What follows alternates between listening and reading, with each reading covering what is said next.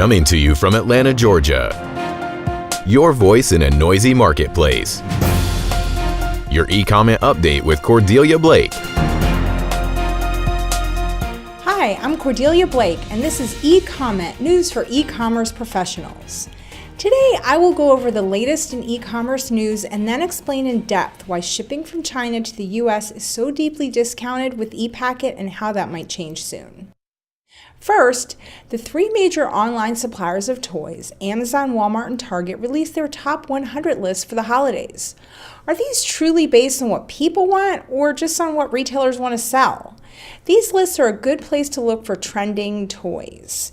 Resellers can profit by selling related accessories. For example, since Nerf guns made the cut, the bullets are going to be bought too, even though they may not actually be on the list. Licensing is the name of the game. Most of the products are related to major brands.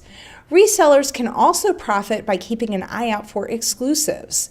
Target has some fabulous ones, including some Lego sets. If they are popular and stock runs low, these can be great resale opportunities for Q4. Check out scannersociety.com/only at Target to see a list of Target exclusive toys. Many in e-commerce are becoming more and more familiar with print-on-demand products. These are items that have a digital design that is uploaded and then a virtual mock-up is shown. When a customer orders, the item is printed and shipped. Currently, products such as shirts and mugs are very popular. Now, 3D print-on-demand is coming. In fact, Volkswagen is hosting a competition for 3D designers to submit ideas for products that will go with their new and much-anticipated electric van, the ID. Buzz. Winning applicants are awarded cash prizes, and one assumes that the finalist products will be available for purchase at some point. Is this the future of branded product development? Contests instead of hiring designers? 3D print-on-demand is a fascinating future trend which will change the way products are produced. UPS is in on this too with their new partnership with Fast Radius. There are 2 large 3D manufacturing locations in Chicago and Singapore, and 60 select UPS stores have mid-level 3D printers. Products will be printed and delivered locally. Amazon has invested heavily in 3D printing and delivery as well. UPS is also innovating with the launch of Where2Go, a platform that matches available warehouse space and fulfillment services with merchants who need to ship online orders to customers fast. Historically, warehousing was large and in central locations, but now with e-commerce, there is growing need for smaller storage spaces in more locations.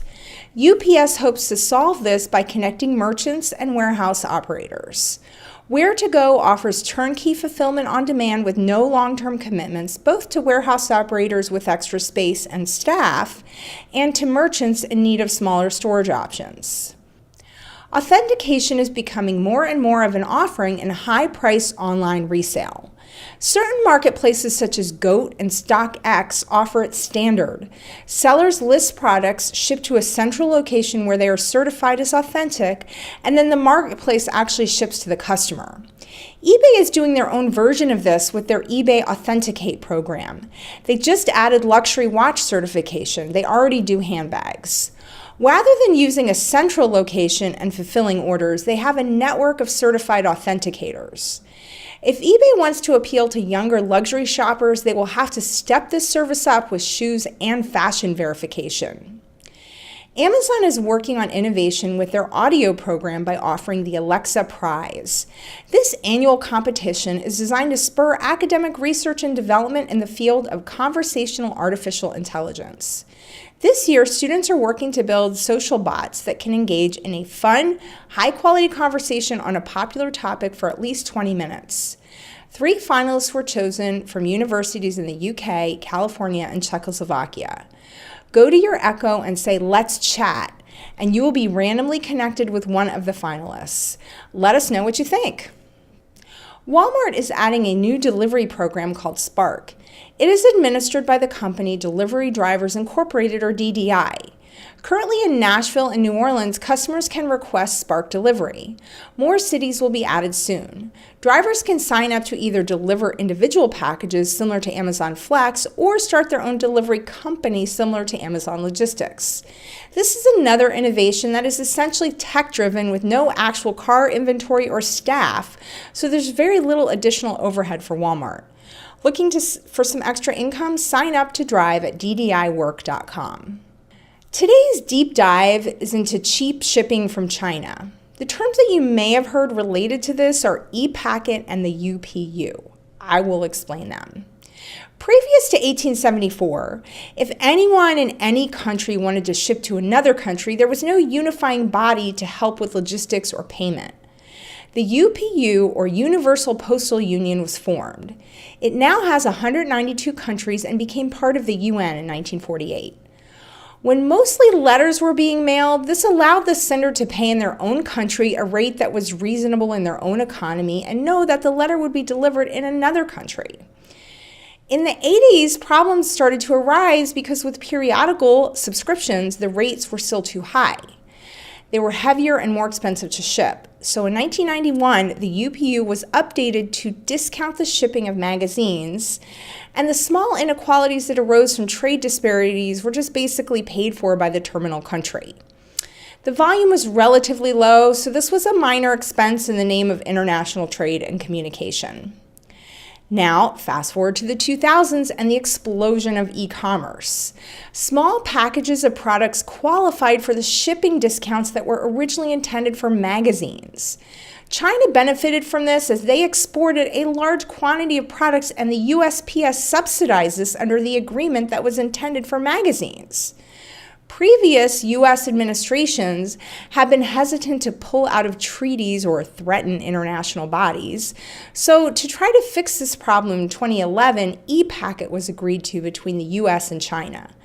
This still allowed for crazy low shipping rates from China to the U.S., but it was higher than the UPU rates, so it was still better than what was before.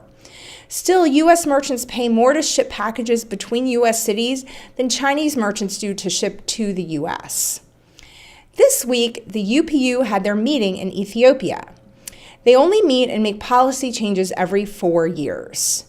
The current administration issued a memorandum on August 23rd, which basically threatened the UPU with consequences if they do not change their policy to bring fair competition to international shipping. The current administration, for good or ill, has no problem pulling out of established treaties, international bodies, or in general making other countries mad at us. So it looks like the outcome of this meeting is either going to be a broad change by the UPU to their own policy, or the US may simply just pull out of the UPU. Join the Chamber of E-Commerce, Scanner Society, or register for free at scannersociety.com/update-me for information on this developing story and other e-commerce news you can use to plot your own path. Thanks for watching. Here are today's show notes.